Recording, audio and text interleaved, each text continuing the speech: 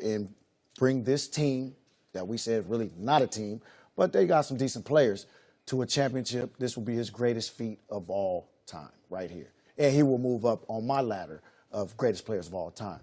But getting to the conference or getting to the NBA Finals 8 times, I did a little homework last night. Uh-oh, that's trouble. Yeah, there's 3 other players that nobody ever talks about. The great Bill Russell. You want to know how many times? 11. Well, he went 12, 11, and 1 in finals. That's what I'm trying to tell you. So, but he's not great. He doesn't get any. Yeah, but he's what? He's so versatile. He plays, offense. He plays defense. He's good with assists. He can score. So you got to respect him in all areas of basketball. I'm just going to try to contain him as much as possible. Try to force him to shoot the outside shot, as most people try. Clyde Drexler just did something that has the basketball world divided. The Hall of Famer, the 10-time All-Star, the man who battled Michael Jordan in the 1992 NBA Finals, sat down for a live interview and absolutely detonated on the GOAT debate. His message? Stop putting LeBron James in the same conversation as the legends. Stop pretending that Jordan's respect can be earned by anyone who didn't play in that era. And most importantly, stop erasing the giants who built this league before either of them ever picked up a basketball. This isn't jealousy, this is history, and Drexler is demanding that we remember it. But people in Clyde was like, hold on, wait a minute. Now, I'm not saying I'm your equivalent, but I wasn't fettuccine either. I was on the dream team. I'm an all NBA player, if I'm not mistaken, Skip. He's like, I've gone to finals, didn't win any, but I was an accomplished player in my own right. And I'm just not going to just sit here because every time someone came up, it's like, well, the glove was no threat, and I was offended. Well, hell, if you were that offended and you nobody was a threat, why the hell you didn't win 14 championships? So clearly somebody played better. I mean, we weren't enemies. I know he's going to come at me, and guess what? He knows I'm coming at him. Yeah. I'm going to play my game. If you get in my way, I'm going to knock. The setting was a live radio interview on Sports Talk 790's The A-Team, a casual conversation that was supposed to be about the good old days. Drexler had been reminiscing about the 90s, about the battles, about the era when basketball was played with an edge that's long since vanished. Then the host asked the question that would light the fuse. Where do you stand on the GOAT debate? A lot of people have it down to Michael Jordan and LeBron James. Drexler didn't smile. He didn't deflect. He leaned into the microphone and let loose. I have a real problem with that, he said, his voice carrying the weight of someone who'd been holding this in for years. Because out of all the guys that played the game, for you to have a conversation of these 2 guys as the GOAT when you've got Wilt Chamberlain and Kareem Abdul-Jabbar, 2 of the greatest players to ever live, I think you start with those 2. The host tried to interject, but Drexler wasn't finished. And then you've got guys like Dr. J, Larry Bird, George Gervin, Elgin Baylor, Oscar Robertson, Jerry West. All those guys are in the conversation. He paused, letting the list of legends hang in the air like smoke. For people to bring this up today, to me, it's just unbelievable. And I love Michael and LeBron. But still, let's not take something away from those other guys who played. Then came the line that would define the interview. How are you going to say somebody is better than those guys? I just don't even get it. It's blasphemy at best. The room went silent. The interview was over, but the firestorm was just beginning. Sheed had thrown down the gauntlet, but the backlash was immediate and brutal. Subscribe to see how the basketball world responded. Dominant. But nobody was more dominant than Wilt Chamberlain, Skip. Wilt Chamberlain averaged 30 points, 23 rebounds for a career. Skip, the guy got 6 70-point games. The rest of the NBA got 5. And he has 118 50-point games. The next closest is Michael Jordan with 31. So the numbers that we see these guys, and Kareem is a 19-time All-Star. I don't know if we'll ever see anybody put up numbers like Wilt. But the big guy doesn't get any love, Skip, because they are big. Clyde says we're the 2 best in the game, but I'm not getting into a war of words with Mike. Clyde wasn't a threat. I'm not saying he wasn't a threat. But me being compared to him, I took offense to that. I'm working for NBC. I'm covering the finals. So the night before game 1, we were at Michael's house playing cards, and he said, you know what's gonna happen tomorrow. I'm gonna give it to this dude. To understand why Clyde Drexler's words hit so hard, you have to understand his history. He wasn't just some retired player throwing out hot takes for attention. He was Michael Jordan's greatest positional rival. When the Chicago Bulls and Portland Trail Blazers met in the 1992 NBA Finals, the hype was all about the battle of the shooting guards. Jordan versus Drexler, the king versus the challenger. The media spent weeks comparing them, analyzing them, pitting them against each other. Jordan, famously, took offense. "I'm not saying he wasn't a threat," MJ said in The Last Dance, "but me being compared to him, I took offense to that." Drexler heard those words. They stung then, they still sting now. But here's the thing about Drexler. He's never been bitter. He's never been the type to throw dirt on his former peers or continue a beef that happened 20 years ago. When asked about Jordan, he's always been gracious. "I loved playing against Michael," Drexler said. "He was the nicest guy, but he is a great competitor. He never said anything to me. He asked me how I was doing, how my family was, a lot of mutual respect." So when Drexler speaks about the GOAT debate, it's not coming from a place of jealousy. It's coming from a place of historical perspective. "Michael is phenomenal, and he is one of the best players I ever played against," Drexler said. "But who is ever better than Kareem, Chamberlain, or Julius Erving, Bird, or Magic? I never bought into that. We are all competitors." That's the key. We are all competitors. Not "I am better," not "Jordan is overrated," just a simple plea to remember that greatness comes in many forms, across many eras. Drexler's history gives his words weight, but the numbers tell their own story. The next chapter reveals the statistical chasm between Drexler's era and LeBron's. Legend Isaiah Thomas says, "You are the greatest basketball player of all time." Is that true? I don't think there's any way that we can determine who the greatest player of all time is. I saw so many of the guys in your piece that you just ran, and none of them saw Wilt Chamberlain play. Someone who averaged 50 points a game, scored 100 points in one game. They have no...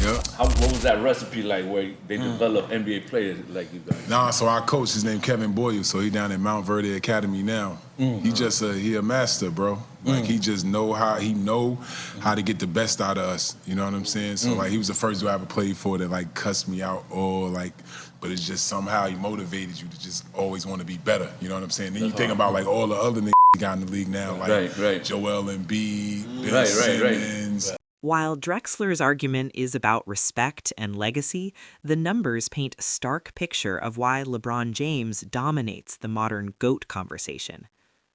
LeBron James has played 1,596 career games, averaging 26.9 points, 7.5 rebounds, and 7.4 assists per game. He's scored 42,925 points, the most in NBA history. He's won 4 championships, 4 MVPs, and been named to 19 All-Star teams. Clyde Drexler, in 1,086 career games, averaged 20.4 points, 6.1 rebounds, and 5.6 assists. He won 1 championship, was named to 10 All-Star teams, and made 1 All-NBA first team. The numbers aren't close, but Drexler's point was never about comparing stats across eras. It was about context. "In my era, you couldn't just drive to the lane whenever you wanted," Drexler might have said. "You had dudes like Oakley, like Mahorn, like Rodman waiting in the paint, and they weren't going to move out the way." Wilt Chamberlain once scored 100 points in a single game. He averaged 50.4 points and 25.7 rebounds during the 1961-62 season, numbers that seem cartoonish by modern standards. Kareem Abdul-Jabbar won 6 championships and 6 MVPs, scoring 38,387 points with a skyhook that remains the most unguardable shot in NBA history. These players didn't just play, they shifted paradigms. They forced defenses to adjust, made the league more marketable, and laid the groundwork that allowed superstars like Jordan and James to thrive. "Omitting them erases legacies," one analyst wrote. The numbers from different eras can't be compared directly, but one thing is certain. Drexler's plea to remember the past has sparked a debate that won't die. The next chapter reveals how LeBron responded. LeBron James heard Drexler's comments. Of course he did. In the age of social media, every former player's take ricochets around the world within hours. But LeBron, as always, handled it with the grace of someone who's been in the spotlight for 23 years. During a post-game press conference, a reporter asked him about Drexler's assertion that the GOAT debate should include more legends from the past. LeBron nodded thoughtfully. "I got nothing but respect for Clyde Drexler," he began. "He's a Hall of Famer. He played the game the right way. He battled Michael Jordan in the finals. He's earned the right to have an opinion." He paused, choosing his words carefully. But here's the thing about these debates. They're always going to happen. Every generation thinks their guys are the best. And you know what? They're right. In their era, with their rules against their competition, those guys were the best. He leaned forward, his eyes locking with the camera.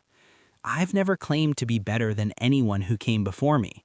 I've just tried to play this game the right way, to honor the guys who paved the way, and to leave it better than I found it. If people want to put me in the conversation with those legends, that's their choice. But I'm not going to sit here and tell you I'm better than Kareem or Wilt or Bird or Magic. That's not how I operate." When asked about Drexler's specific point about Michael, LeBron smiled. "Michael is Michael. There's only one. And I'm cool with that. I'm just trying to be the best LeBron I can be." It was a masterclass in diplomacy. LeBron acknowledged Drexler's point without diminishing his own legacy. He honored the past while owning the present. LeBron responded with class, but the debate rages on. The final chapter explores what this means for how we compare generations and whether the question can ever truly be answered. The debate between Clyde Drexler and LeBron James isn't really about basketball. It's about something deeper. It's about how we measure greatness across eras that are fundamentally incomparable. Drexler represents the old guard, the players who believe that the game was tougher, more physical, more real in their day. They see the modern NBA as soft, as pampered, as a product of rule changes designed to make scoring easier and stars shinier. They see names like Wilt, Kareem, Dr. J, and Bird being erased from the conversation, and it feels like a personal affront. LeBron represents the new reality, a player who has adapted to 3 different decades of basketball, who has won with 3 different franchises, who has redefined what longevity and sustained excellence look like. He's not just a product of his era, he's a player who has shaped it. The numbers are clear. LeBron has better stats, more accolades, a longer career. He ranks first all-time in playoff points, 4th in regular season points, and is in the top 10 in virtually every major statistical category. Drexler, by comparison, is a footnote, a great player, a champion, but not in the same stratosphere statistically. But stats don't capture the physicality of the 90s. They don't capture the intimidation, the fear, the grind of playing against guys who would rather foul you hard than let you score easy. They don't capture the context that Drexler is trying to articulate. Sam Mitchell, another player from that era, summed it up perfectly when discussing Drexler's own legacy. "He was just smooth, man. Clyde played the game hard and efficient, but he played so cool. He made the game effortless. When you watch him, everything was just done with ease." But then Mitchell added the caveat that haunts Drexler's generation. At that time, the only Achilles was Clyde Drexler. He played in the same era as Michael Jordan. If it wasn't for Michael Jordan, Clyde Drexler would have been known as the best two-way guard in the East or Western Conference hands down. That's the tragedy of Drexler's career. He was great, truly great, but he played in the shadow of the greatest. And now, decades later, he's watching that same dynamic play out in the GOAT debate. LeBron stands in the spotlight, and the legends of the past are pushed further into the shadows. Drexler's plea is simple. Don't forget us. Don't forget what we did. Don't let the conversation narrow to just 2 names when so many giants built this league. "I never bought into that," Drexler said. "We are all competitors." Clyde Drexler went off on LeBron James because he believes in the sanctity of his era. He believes that the game he played was different, harder, more meaningful. And in many ways, he's right. But LeBron James has spent 23 years proving that greatness transcends era. He's adapted, evolved, and dominated no matter what the game threw at him. He's earned his place in the conversation, not just as a great player, but as one of the greatest ever. The debate will never be settled. The generations will never agree, but maybe that's okay. Maybe the beauty of basketball is that we can all have our own opinions, our own legends, our own eras. As Drexler himself said, with a grace that should be a model for all former players, "I always felt there was nobody better if I played the way I should have played. If I come out and compete, there will be only a few guys that are better. And if they are, you shake their hand and say congrats. I can compete with anyone, and it's all about performance." Who's right? Drexler defending the legacy of his generation, or the millions who see LeBron as one of the greatest ever? Drop your thoughts in the comments. Let's talk about it. Subscribe for more stories that go beyond the headlines.